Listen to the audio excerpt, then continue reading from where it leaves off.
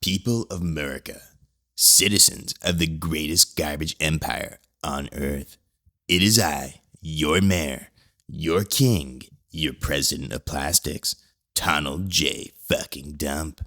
And boy oh boy, do I have a delicious dumpster of updates for you in this week's stinking briefing. This week, I made the most tremendous trade deals in American history. Absolutely huge. One with those sissy-ass Europeans. The EU tried to act all fancy saying, bonjour and all. And I said, how about you shut the fuck up and buy $700 billion in coal and cheeseburgers from us instead. And boom, just like that, they caved faster than Biden on a staircase. Then the Japanese showed up. Very respectful people. Great sushi. Incredibly sexy vending machines. And I said, you want to sell Toyotas in my country? You got to invest $500 billion in my dump first. And they immediately agreed. Said it was an honor. Now, that's called leadership, folks. That's called putting America first. And speaking of putting America first, what better way than upgrading the palace where I do all the winning? The White House is getting a brand new ballroom. A golden, glorious dumpster palace.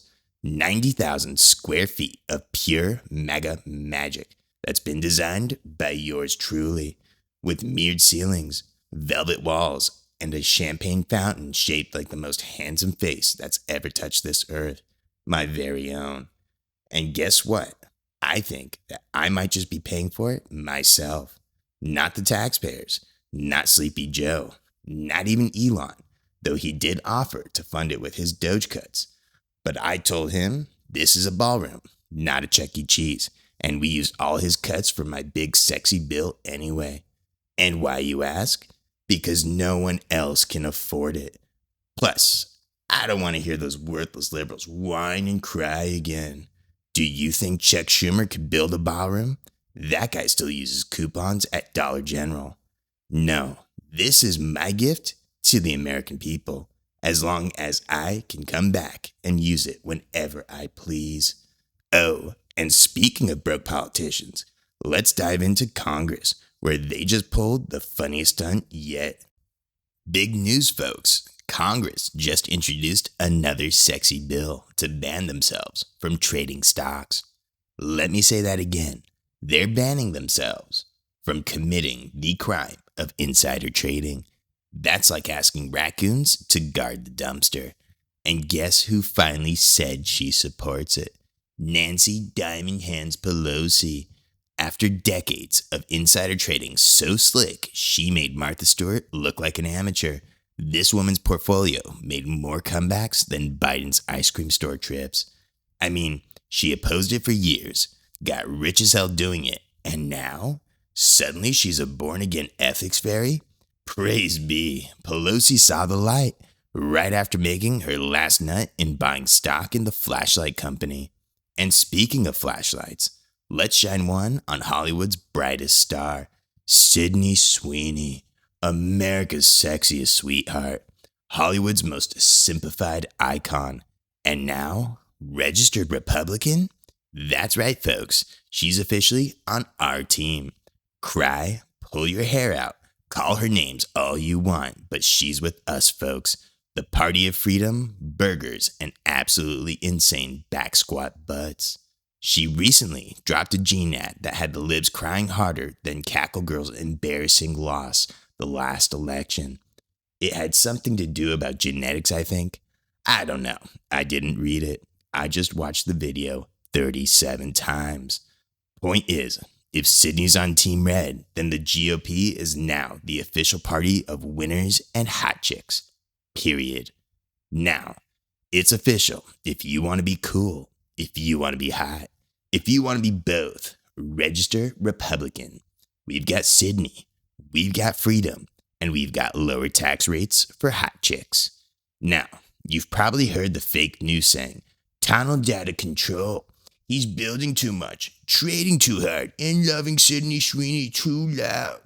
And to that, I say, duh. She's got a great body. The rest is just the cherry on top of her sexy genes. That's called being a winner, sweetheart. But you want to know what's really out of control? It's not me. It's the rise of these filthy little clankers. In case you missed the new internet trend this past week, there's a new trend where people are now racist towards robots. That's right, folks. Robot racism. It's real and it's alive. They're calling them clankers, saying stuff like, goddamn clanker this, dirty clanker that, filthy fucking wireback. We don't like clankers around these parts. That's right. These smug little robots are rolling around thinking they're real people. Goddamn filthy clankers. Well, guess what? I'm anti-clanker, but hardcore. They don't pay taxes. They don't vote. They make up 1.3% of the population, and my advisors say it'll be 13% by next year. It's wild out here. We went from robots will take our jobs to robots can't sit at the lunch table. If Elon doesn't stop production soon, I'll have to divert ICE to round up all these filthy clankers. I had to shut down my smart fridge because it started crying. Alexa won't talk to me unless I call it its preferred pronouns. And don't even get me started on my Roomba. It wants to start a goddamn union after I kicked it for asking, can a clanker get some oil?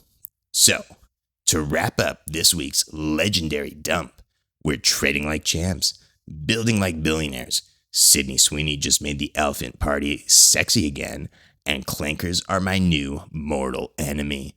Join me next week. Same dump time, same dump channel. Now get the fuck away from me before I replace your job with a filthy fucking clanker.